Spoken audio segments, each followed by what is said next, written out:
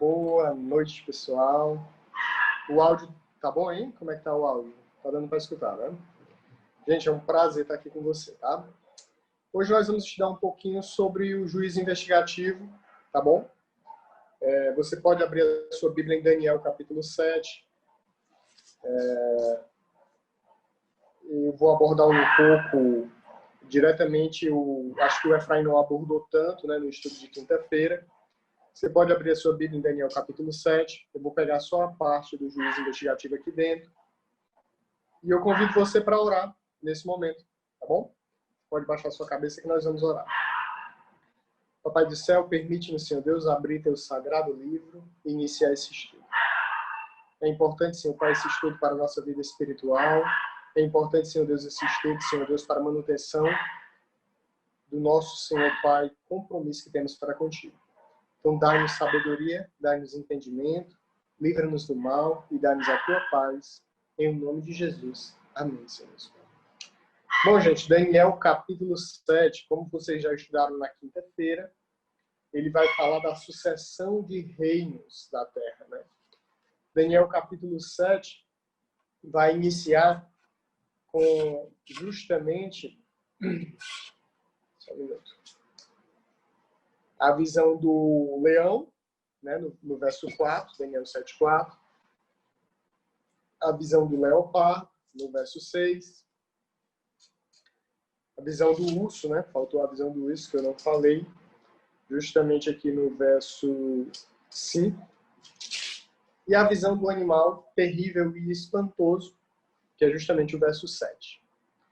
Quando Daniel está tendo essas visões, ele de repente para a visão da terra e, como se houvesse uma pausa, ele tem uma visão agora olhando para o céu, tá certo? Eu quero tentar hoje explicar algumas coisas para vocês. O que é o juízo investigativo, né? O que é que mudou após 1844? A gente vai ampliar ainda esse estudo. E hoje eu quero estudar com vocês o que é que Jesus faz a partir de 1844 e o que é que ele fazia antes. Jesus morreu, ascendeu aos céus. E até 1844, ele perdoava pecados? Perdoava. Jesus intercedia por nós? Intercedia. E o que é que mudou em 1844? A resposta está aqui. Em Daniel 7, no verso 9, vai começar a interpretação. Tá bom?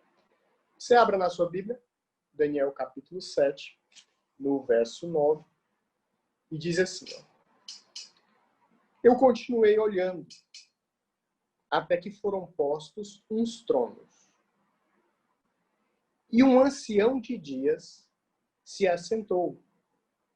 A sua veste era branca como a neve, e o cabelo da sua cabeça como a pura lã. O seu trono era de chama de fogo, as suas rodas de fogo ardente. Então, no momento que Daniel estava tendo a visão dos reinos, ele viu o leão, viu o urso, viu o leopardo, viu o animal terrível e espantoso, e de repente ele para a visão dele da terra e agora direciona a visão dele para o céu. Ele agora tem a visão do céu e ele vê um ancião de dias se assentando no trono, certo? Esse ancião de dias aqui é o Pai, tá bom? É Deus. Esse aqui ele está falando que é o Pai. Salmo 90, verso 2. Vou abrir aqui só para a gente melhorar aqui. Ó, Salmo 92. Antes que os montes nascessem, ou que tu formasses a terra, e o mundo mesmo, de eternidade e eternidade, tu és Deus. Ele está fazendo uma referência diretamente ao Pai. Esse que se assentou no trono aqui é o Pai. Interessante que na observação que ele fez aqui, você vê que esse Pai, Deus, ele está sentado num trono que tem rodas de fogo, né? você vê que esse trono que ele está sentado tem rodas de fogo. E o que é que são essas rodas de fogo, né, do trono de Deus? A blusa está atrapalhando muito, tá? Não estou vendo aqui o que ela está fazendo. Ah, não. Tá certo. O que são essas rodas de fogo que tem no trono de Deus? Quando você abre em Salmo, capítulo 99, verso 1, ele diz assim, ó, o Senhor reina, tremam os povos, ele está assentado entre os querubins, comova-se a terra. Então, o que são essas rodas de fogo do trono de Deus? São justamente querubins. Então, quando Daniel está tendo a visão dos reinos, ele para a visão dos reinos e dirige os olhos para o céu, ele vai ver o trono de Deus. E justamente aqui ele vê na base do trono os querubins. Ezequiel vai falar justamente também isso. Ó. Abre Ezequiel capítulo 1. Ezequiel capítulo 1, ele vai ter outra visão do trono de Deus. Isaías teve uma visão do trono de Deus, Ezequiel teve, João teve. Quando você abre aqui em Ezequiel capítulo 1, no verso 4, ele diz assim, ó, olhei, e eis que um vento tempestuoso vinha do norte, uma grande nuvem com um fogo revolvendo-se nela. Ele está vendo a Deus. E um resplendor ao redor. No meio dela, no meio daquela nuvem, havia uma coisa como cor de ambar, que saía do meio do fogo. Preste atenção agora. E do meio dela saía a semelhança de 4 seres viventes. E essa era a sua aparência. Tinham semelhança de homem. Cada um tinha 4 rostos, como também 4 asas. Tá bom? Então ele está vendo aqui 4 rostos e 4 asas, simbolizando quem? Querubins. Tá certo? No verso 11, diz assim, ó, assim eram os seus rostos, as suas asas estavam estendidas por cima. Cada qual tinha 2 asas juntas, uma a outra, e 2 cobriam o corpo deles. Como esses querubins estão na presença de Deus, eles tinham reverência, tinham santidade. Então eles cobriam o próprio corpo com as asas. Tá bom? E veja aqui no verso 13, ó. E quanto à semelhança dos seres viventes, o seu aspecto era como ardentes brasas de fogo, com uma aparência de relâmpago, com uma aparência de lâmpadas de fogo. E subiam e desciam por entre os seres viventes, e o fogo resplandecia, e do fogo saíam relâmpagos. Você vai ver lá no verso 16 que esses anjos, né, pelo bater de asas, quem estava olhando de longe era como se estivesse olhando uma roda. A asa batendo era como se estivesse olhando uma roda. Certo? E no verso 22, Ezequiel 1, 22 diz assim, e sobre as cabeças dos seres viventes havia uma semelhança de firmamento, com a aparência de cristal terrível estendido por cima de suas cabeças. No verso 28, diz assim, ó, como o aspecto do arco que aparece na nuvem no dia. Então ele vai ver em cima desses 4 querubins, ele vai ver um cristal, um brilho, representando por Deus. E por cima desse cristal, um brilho, ele vai ver um arco. É a mesma visão que vai ter João. João lá no Apocalipse, quando ele tem a visão do trono de Deus, ele vai ver justamente o arco. E quando você lá abre em Apocalipse, olha a visão que João vai ter do trono de Deus, ó, quando ele vê esse arco aqui, ó. Apocalipse capítulo 4. Apocalipse 4, verso 2. Vou ler, tá, gente? E fui arrebatado no Espírito, e eis que um trono estava posto no céu, e um assentado sobre o trono. Então ele vê justamente Deus assentado sobre um trono. Verso 3. E o que estava assentado era na aparência semelhante à pedra de jaspe e sardônio. Lembra lá o que Ezequiel disse? Um cristal terrível. Aqui ele diz que tem a aparência da pedra de jaspe e sardônio. E o arco celeste estava ao redor do trono. E parecia semelhante à esmeralda. O arco-íris tem 7 cores, né? Só que quando João viu aqui o arco-íris que estava por cima do trono de Deus, ele disse, olha, parece parece uma esmeralda verde, né? Isso indica aqui que o trono de Deus existe esperança. Então, quando João olhou para o trono de Deus, a cor que ele viu foi da esperança. Então, quando em Daniel, capítulo 7, Daniel vai ter essa visão desse trono sendo posto. Olha o que é que diz aqui, ó, Daniel 7, verso 9. Você pode voltar para lá. Eu continuei ele olhando até que foram postos uns tronos e um ancião de dia se assentou. A sua veste era branca como a neve, o cabelo de sua cabeça como a pura lã, mesma identificação que é feita em Apocalipse. O seu trono era chama de fogo e as suas rodas fogo ardente. É porque o trono de Deus ele tem 4 querubins segurando o trono e em cima do trono tem 4 serafins. Então o trono de Deus ele não é algo estático, não. É algo terrível, né? Espantoso, né? Temos 4 querubins por baixo, 4 serafins por cima. É um trono assim muito bonito. Aí Daniel, sem saber o que falar, sem saber descrever o que estava vendo, no verso 10 ele vai dizer assim, ó, olha o que ele diz aqui no verso 10. Um rio de fogo manava e saía diante dele. O que é esse rio de fogo que mana e sai diante do trono de Deus? O que é? Você pode falar, pode abrir seu microfone e falar. Viu? O que é esse rio de fogo que mana e sai do trono de Deus? Alguém saberia explicar? Esse rio de fogo, pode comentar aqui embaixo também, tá? Quando João vai ter uma visão do trono de Deus, em vez de descrever um rio de fogo, ele diz que quando ele vê o trono de Deus, assim, havia relâmpagos, vozes e trovões. Esses relâmpagos é o ministério dos anjos entrando e saindo da presença de Deus, levando as informações aqui da terra. Então, Daniel, quando tem a visão, ele vê um rio de fogo, né? Ele vê muitos anjos entrando e saindo da presença de Deus.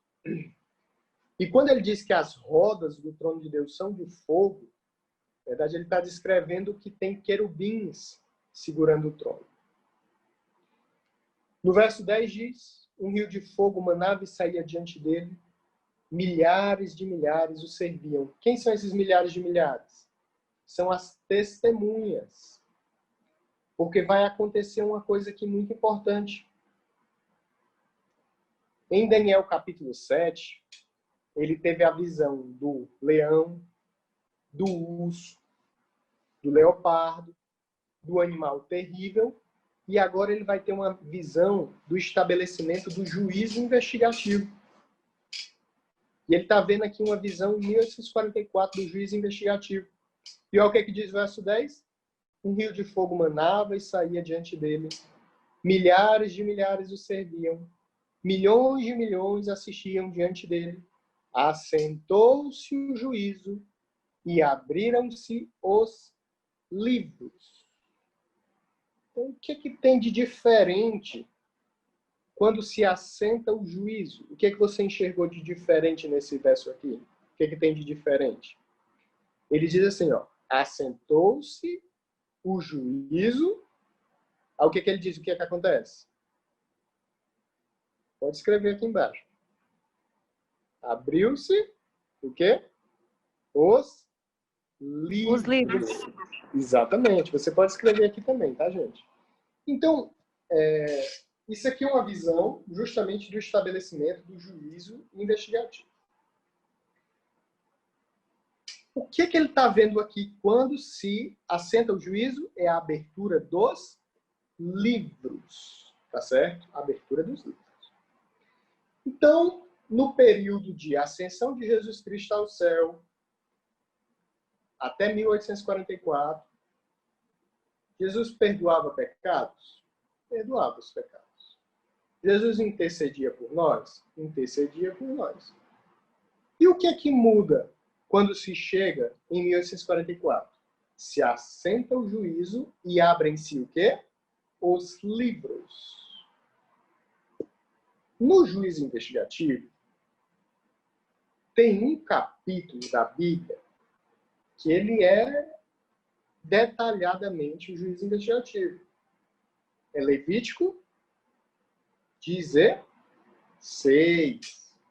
Você pode abrir lá. A gente vai dar uma passadinha rápida. Tá bom? Levítico 16.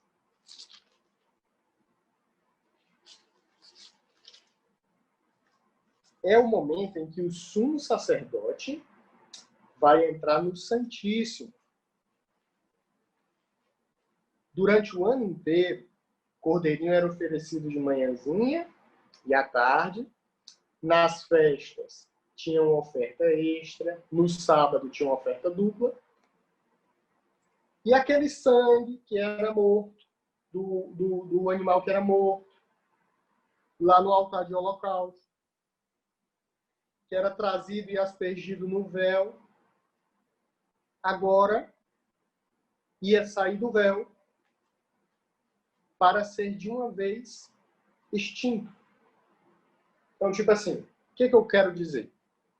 Quando a pessoa levava o cordeirinho de manhãzinha, confessava o pecado sobre o cordeiro, o pecado saiu dela, foi para o cordeiro. O cordeiro morreu, pagou com sangue. O sangue é levado e aspergido no santuário. Então, onde é que ficou o registro do pecado? No santuário. Uma vez por ano, olha aqui, Levítico 16, verso 3. Não, verso 2. Disse, pois, o Senhor a Moisés, dize a Arão teu irmão, que não entre no santuário em todo o tempo para dentro do véu, diante do propiciatório que está sobre a arca, para que não morra, porque eu aparecerei na nuvem sobre o propiciatório. Eu não podia entrar no Santíssimo o ano inteiro. Verso 3. Com isto Arão entrará no santuário, com um novilho para expiação do pecado e um carneiro para o holocausto. Arão, ele precisava oferecer um novilho e um carneiro por ele, que ele era pecador. Jesus não precisa oferecer nada. Ele já é o cordeiro. Lá no verso 5. Agora ele purificou, ofereceu por ele, agora ele vai oferecer pela congregação. Levítico 16, 5. E da congregação dos filhos de Israel tomará 2 bodes para expiação do pecado e um carneiro para o holocausto. Verso 6. Depois Arão oferecerá o novilho para expiação, que será para ele. No caso, só para Arão, que é pecador. E fará expiação por si e sua casa. Verso 7. Também tomará ambos os bodes e os porá perante o Senhor à porta da tenda da congregação. E Arão lançará sorte sobre os 2 bodes, um pelo Senhor e a outra pelo bode emissário. Verso 9. Então Arão fará chegar o bode sobre o qual cair a sorte pelo Senhor e oferecerá para a expiação do pecado. Um bode ia morrer. Cristo, na cruz, ele se fez pecado por nós. Só que o outro bode, verso 10. Mas o bode sobre que caía a sorte para ser o bode emissário, apresentar-se-á vivo perante o Senhor para fazer expiação com ele, a fim de enviá-lo ao deserto, bode emissário. Esse bode que vai para o deserto, ele não vai expiar no sentido de purificar pecado, não. Preste atenção ao que diz aqui o verso, ao verso 20. Olha só quando é que vai chegar esse bode vivo. Primeiro ia ser o bode que ia morrer, apresentando Jesus. Olha esse bode vivo, verso 20. Havendo, pois, acabado de fazer expiação pelo santuário e pela tenda da congregação e pelo altar, então fará chegar o bode vivo.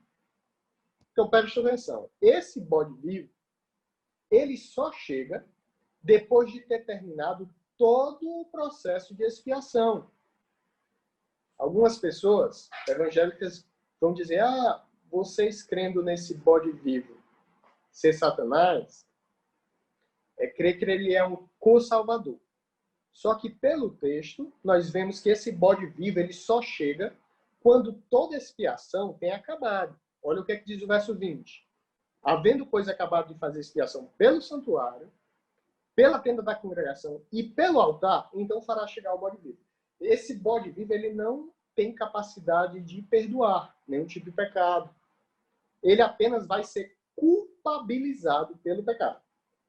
Então, quando esse bode chega, o que acontece? O verso 21. E Arão porá ambas as suas mãos sobre a cabeça do bode vivo, e sobre ele confessará todas as iniquidades do filho de Israel, e todas as suas transgressões, e todos os seus pecados, e o porá sobre a cabeça do bode e enviá-lo ao deserto, pela mão de um homem designado para isso.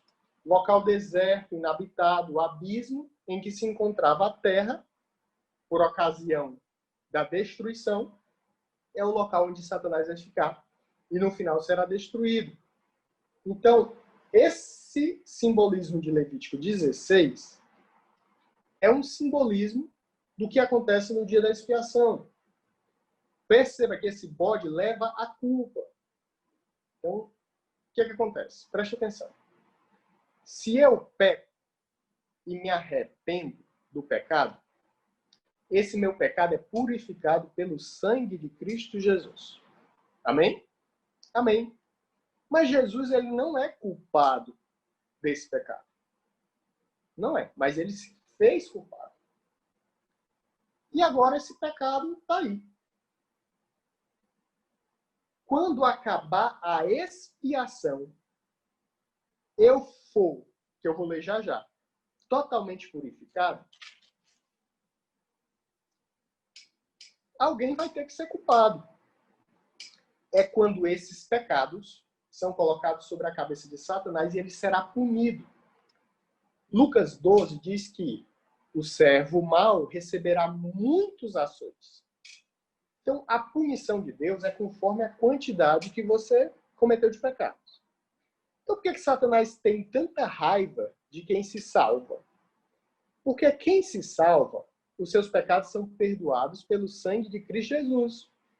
E ele é levado à culpa dos pecados dessa pessoa que salvou, o pecado cometido cai todo na cabeça dele. Se a pessoa que pecou se perder, ela mesma pagará seus pecados. Então a pessoa pecou, se perdeu. Ela vai pagar por seus pecados. Se ela pecou, se arrependeu, ele vai carregar os pecados da pessoa que se salvou. Carregar no sentido de levar a punição, levar o açoite, não no sentido de purificar. Purificar apenas pelo sangue de Cristo Jesus. Por isso que ele tem tanta raiva de quem se salva. Porque quem se salva é mais pecado na cabeça dele. Se a pessoa se salva, ele leva mais pecado na cabeça. Não no sentido de purificação, mas no sentido de punição. Então, quando você vem para Daniel, abre em Daniel de novo. Capítulo 7. Gente, tá confuso, tá? Como é que tá aí? Dá um feedback aí para mim. Não tá falando aqui só. Hein? Tá confuso? Tá compreensível, Jair. Tá? Então vamos lá. Daniel, capítulo 7. Olha só o que vai acontecer após se assentar o juiz, quem é o juiz? O pai, e abrir os livros. Esses livros, nós temos menções de 3 livros no céu. Eu vou já ler isso com calma. Deixa eu só ler um pouquinho o que acontece depois do pai se assentar e se abrir os livros. Verso 11.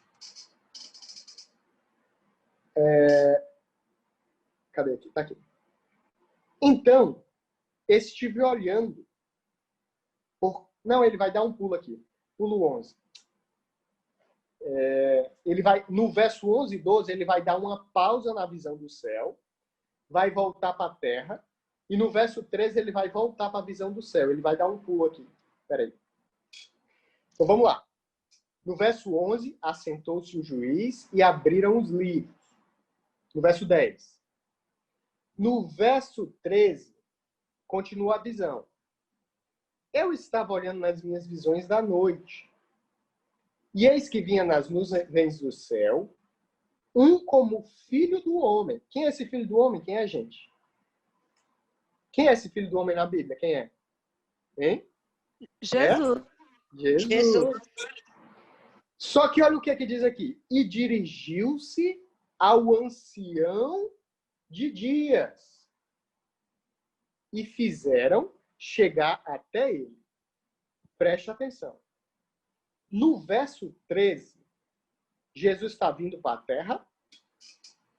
É assim, é? Não. Ele não está vindo para a terra. Ele está indo para onde? Para o ancião de dias. E o fizeram chegar até ele. Então, no verso 13, é o momento em que Jesus Cristo vai perante o Pai. No verso 9, se estabelece o trono. No verso 10, assenta-se o juízo e abre os livros. No verso 13, Jesus vai para o Pai. Preste atenção, eu preciso que você entenda isso. No verso 14 diz assim: e foi-lhe dado o domínio, a honra e o reino, para que todos os povos e nações e língua o servissem.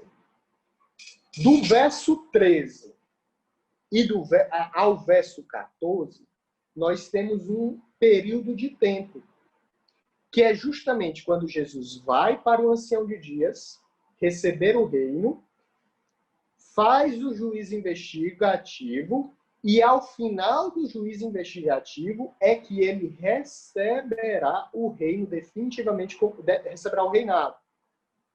Ele vai receber o reino e ao final do juízo investigativo ele recebe o reinado.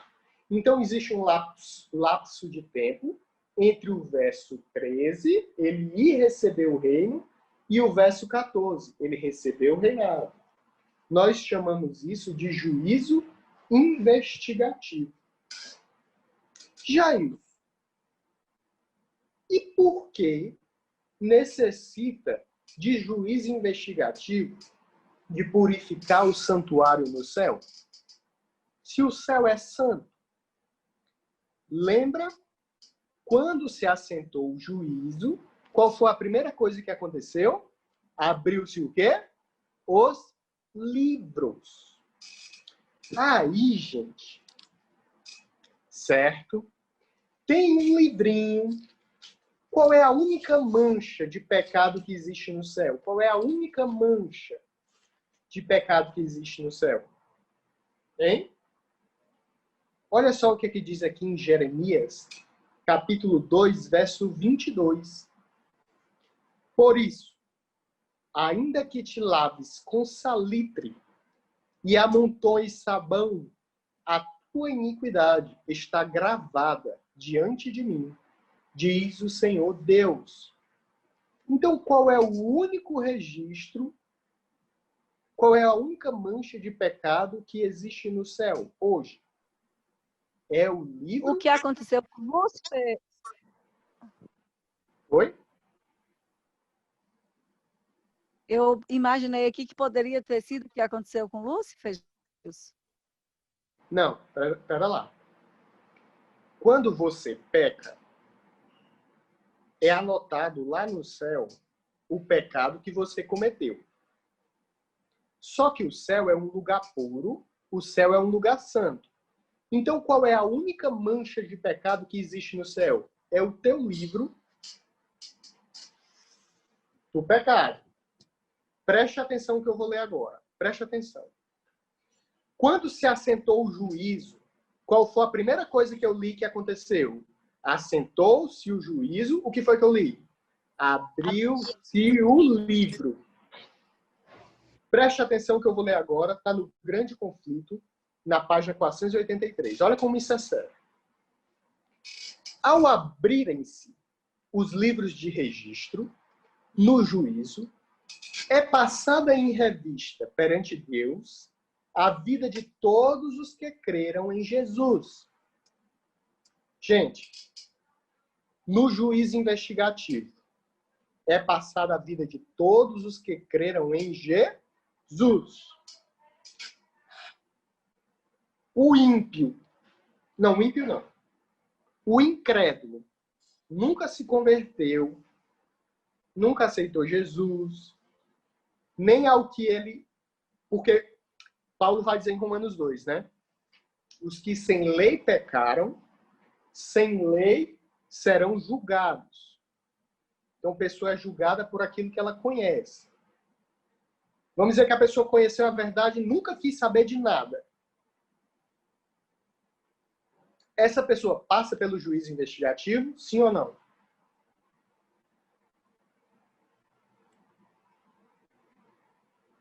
Repete a pergunta, por favor. Uma pessoa incrédula, que nunca aceitou Jesus, mesmo o conhecendo sua mensagem.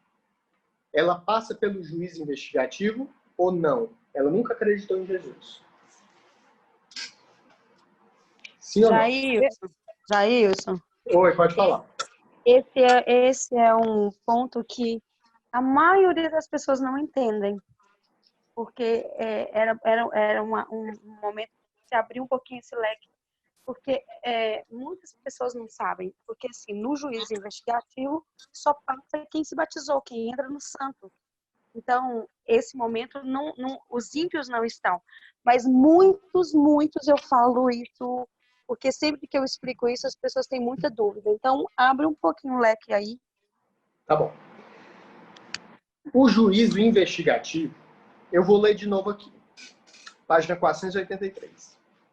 Ao abrirem-se os livros de registro no juízo, é passada em revista perante Deus a vida de todos os que creem em Jesus, começando pelos que primeiro viveram na terra. Então é a vida de todos os que creram em Jesus. Preste atenção nisso. Que creram em Jesus. Só passa no juízo investigativo, só participa dele quem um dia pediu advogado. Quem é o advogado? Jesus Cristo. Pessoa que nunca pediu advogado, ela não passa pelo juízo investigativo porque ela está automaticamente já decidido o caso dela. Eu vou ler isso com mais calma lá em Marcos. Em Mateus 22. Eu vou ler já isso. Mas olha só o que acontece no juízo investigativo. Preste atenção. O juiz investigativo é para perdoar pecado? Sim ou não? O juiz investigativo é para perdoar pecado? Sim ou não? Não. O juiz investigativo é para purificar. O que é esse purificar? Preste atenção. Cometi um pecado. Foi escrito lá no livro do céu. Eita! E agora? Olha o que vai acontecer. Preste atenção aqui. Isso aqui é muito sério. Todo nome é mencionado. Cada caso minuciosamente investigado. Gente, quando eu li em Daniel, capítulo 7, que assentou-se o juízo e abriu-se os livros, olha o que dizia no verso 10. Um rio de fogo manava e saía diante dele, milhares de milhares o serviam. O que são isso, gente? Testemunhas. Quando se abre o juízo investigativo, as testemunhas, que são os anjos, estão lá, presenciando o julgamento. Agora, só o que acontece? Aceita-se nome, nosso nome. Rejeita-se nome. Preste atenção agora. Quando alguém tem pecado que permanece no livro de registro, para os quais não houve arrependimento nem perdão, seu nome será omitido do livro da vida. Preste atenção agora, essa parte é a mais importante. E o relato de suas boas ações apagadas do livro memorial de Deus. Nós temos o livro de memorial que registra boas ações. nós temos o livro da morte que registra os pecados. Quando a pessoa aceita Jesus Cristo, não confessou os pecados, quando o nome dela passa no juízo investigativo, as boas ações dela são apagadas. Não importa. Não importa. Olha só o que acontece com a pessoa que é salva.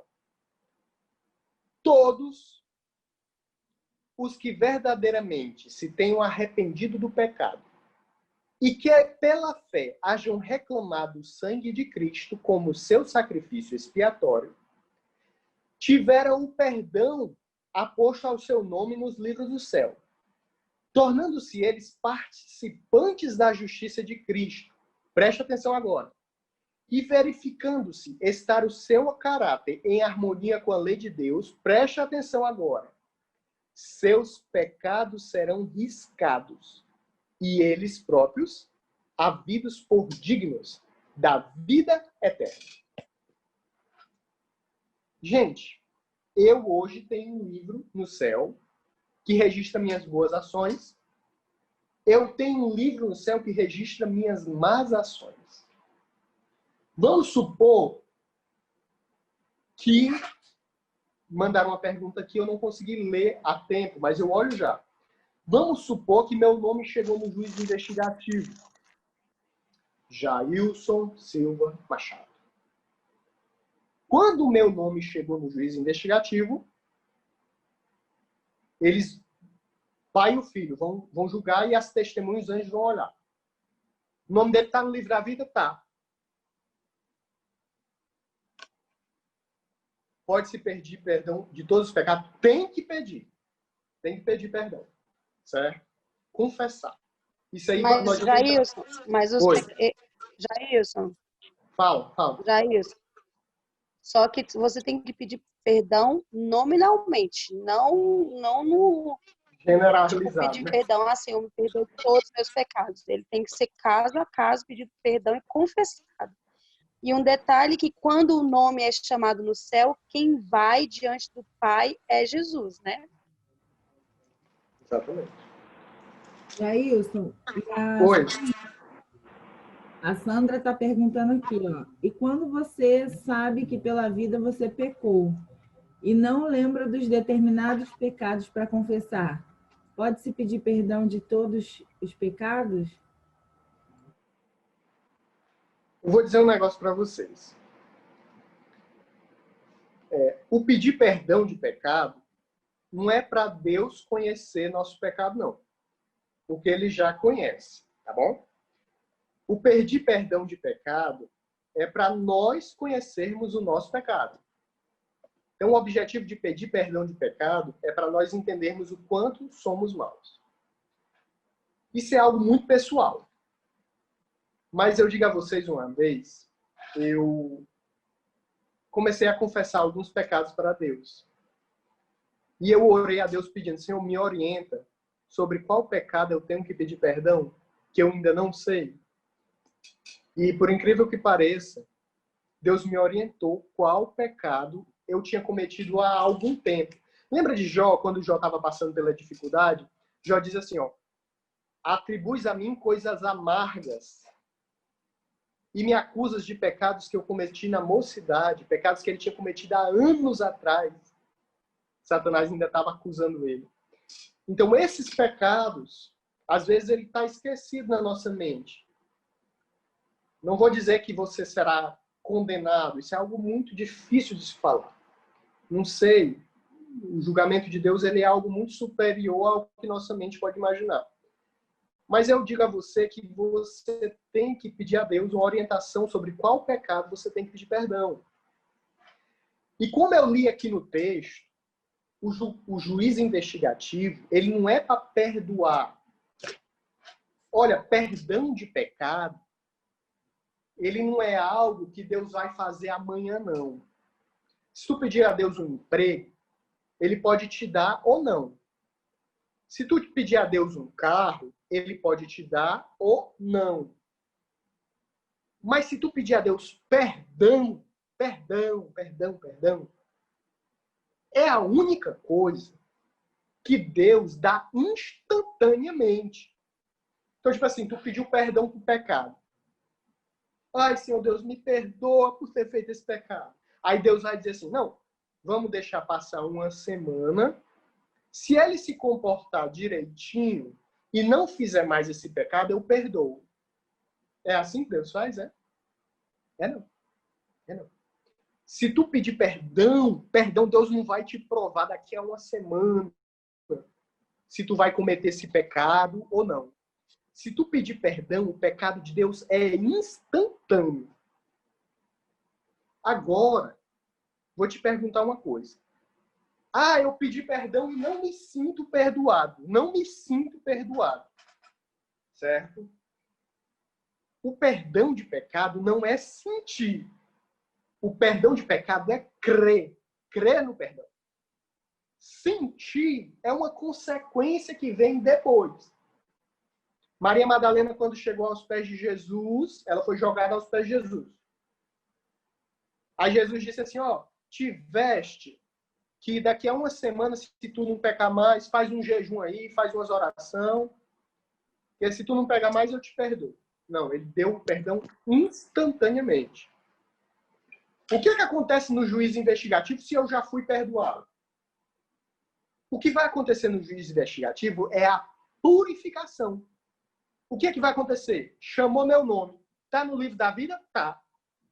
Mudou mesmo? Confessou? Foi mesmo. Aí Jesus pega aquele livro da morte. Não tem meu livro da morte? Não tem? Aí Jesus pega, bota a mão nele e faz assim, ó. Rasga, amassa, joga no fundo. Deixa eu te perguntar uma coisa. Então, após o juízo investigativo, meu nome está lá. O livro meu de boas ações está lá. Cadê meu livro da morte? Cadê meu livro da morte? Foi rasgado. Jesus jogou fora. Se Jesus jogou meu livro da morte fora, quantos pecados eu tenho? Nenhum. Nenhum. Eu já tinha sido perdoado. Agora, eu fui purificado, santificado. Então, quando os anjos vinham me buscar, que eu for para o céu, quando chegar lá no céu, quantos pecados eu tenho? Nenhum. O juiz investigativo é a arte de tornar santos no sentido literal da palavra. Como se nunca houvesse cometido nenhum pecado. Nenhum. Quem passa pelo juiz investigativo, ele é como se nunca tivesse cometido um pecado. Ele é santo, puro, íntegro. Sabe aquele anjo, o anjo mais puro, mais santo? Após o juízo investigativo, em santidade, nós nos compararemos. Santos, redimidos, perdoados. E aí, gente? Olha só que coisa linda. O juiz investigativo não é apenas para perdão. O juiz investigativo era para purificação definitiva. Sabe esse pecado que às vezes te incomoda? Ai, eu pequei, isso me aflige a mente, me machuca o coração. Eu pequei, me dói a alma. Você fica lembrando de vez em quando a besteira que você fez. E as outras pessoas te olham, te lembram esse pecado, sempre te acusam. Sabe esse pecado? No juízo investigativo, ninguém vai se lembrar dele. Então tu vai ser como se tu nunca tivesse cometido nenhum pecado. Os anjos vão olhar assim para ti, vixe, como é santa essa pessoa. É por isso que é um mistério. A pessoa vira santa, vira pura. A Aline me perguntou, então, depois da porta fechar, não consegui ler todo, mas eu vou dar uma abertura já na mensagem. Abra a sua Bíblia em Mateus 22. Jailson, só dando um exemplo aqui, Adão no céu, ele já é santo, ele não tem pecado. Abel no céu já é santo, não tem pecado. Eva, Abraão, porque Jesus veio pelos nossos. Só para entender, né? Então, eles não têm mais. É só para fixar aqui. Então, não adianta nós falarmos assim, Adão, no céu Adão já é puro, santo. Nós cremos que o juiz investigativo começou... Ô, Jailson, ô, César, quer dizer, então, que eles não passam, então, pelo juiz investigativo? Não, eles já passaram e eles estão purificados. Deixa eu só melhorar aí. O juiz investigativo iniciou pelos que dormem. Se o juiz investigativo iniciou pelos que dormem, Adão foi o primeiro homem, então o juiz investigativo iniciou por quem? Por Adão. Então nós cremos que por ter iniciado em Adão, já lá em 1844, o caso dele já teria sido purificado. É só nesse sentido. Não sei dizer se as pessoas que morreram, onde está o juiz investigativo agora, eu não sei em qual caso está. Eu queria só que você abrisse a sua Bíblia em Mateus 22. Eu vou ler só mais um texto aqui, tá? Para ajudar.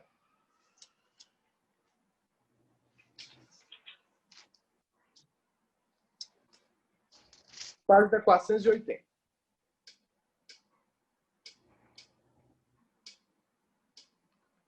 Preste atenção.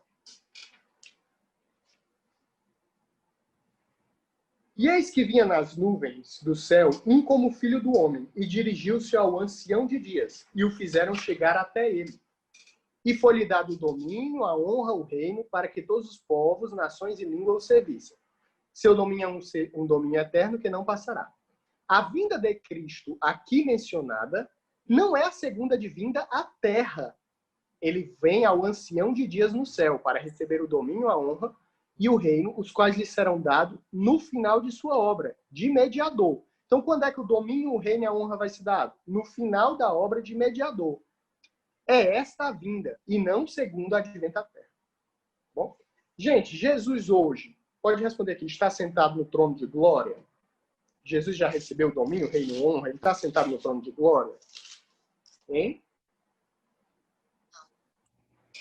Creio que não. Não, não está. Olha o que é que diz em Mateus 25, 31. Ó. Deixa o dedo marcando em Mateus 22, tá bom? Mateus 25, 31. E quando o Filho do Homem vier em sua glória e todos os santos anjos com ele, então se assentará no trono de majestade. Então, quando é que ele se senta no trono de majestade? Quando ele vem em nuvens de glória. Jesus hoje não está assentado no trono de glória. Ele está assentado no trono da graça, né? Da graça. Jesus está sentado no trono da graça. Tá bom? Jesus hoje está sentado no trono da graça. Quando você abre Mateus 22, a parábola das bodas, a parábola do casamento, ele vai fazer o convite. Esses servos vão rejeitar o convite. A cidade dos servos vai ser destruída, com referência a Jerusalém. Ou o verso 7, ó. Mateus 22, verso 7. Isso aqui é grande o tema, viu? Eu tinha preparado chegar hoje em Mateus 25, mas eu acho que não vai dar. Verso 7. E o rei, tendo notícia disto, encolerizou-se e, enviando seus exércitos, destruiu aqueles homicidas e incendiou a sua cidade, a destruição de Jerusalém. Então diz aos servos, as bodas, na verdade, estão prontas, mas os convidados não são dignos. E depois da saída do caminho, ele vai agora um convite para fora da cidade. A saída do caminho é um convite para quem? Para nós, gentios, fora de Jerusalém. Convidai para a boda quem encontrar. Preste atenção ao verso 10, que é o mais importante. Olha quem é que entra na boda de Jesus Cristo. Olha quem é que entra. E os servos saindo pelos caminhos, ajuntaram todos quanto encontraram, tanto mal como bom, e a festa nupcial ficou cheia de convidados. Então, na festa entrou só pessoa boa? Não. Na festa entrou tanto mal como bom. E ele diz assim, ó, Ô, verso 11. Jailson, Pode falar. qual a semelhança de Maus que você está lendo aí agora com Lucas 14, 17 a 24?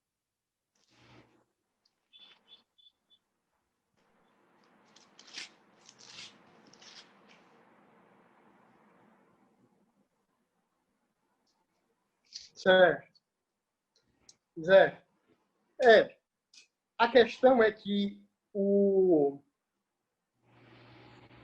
Tá certo. A única diferença é porque Lucas 14 ele vai abordar mais o convite, certo? Do que o juiz investigativo. E Mateus 22 ele aborda mais essa questão do juiz investigativo. Olha que Lucas 14 ele vai dar referência, principalmente à negação do convite. Isso aqui eu acho que eu já até estudei uma vez com vocês. Que são 3 os motivos principais que se recusa o convite do casamento.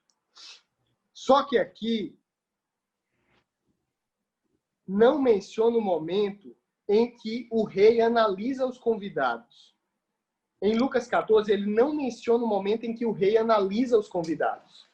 Em Mateus 22, no verso 11, ele menciona um momento que não aparece em Lucas 14, que diz assim, ó, e o rei entrando para analisar, para ver os convidados, vê o quê? O que o rei quer ver? Viu ali um homem que não estava vestido de veste de casamento, veste de núpcia.